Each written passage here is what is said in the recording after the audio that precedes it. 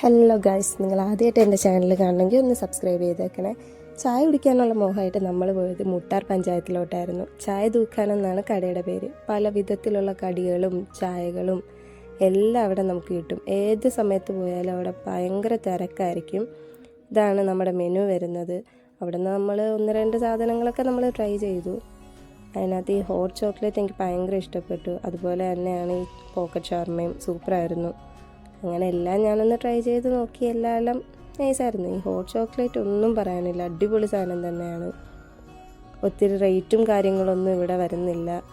എല്ലാം നമുക്ക് അഫോർഡബിളായിട്ടുള്ള എമൗണ്ട് മാത്രമേ ഉള്ളൂ.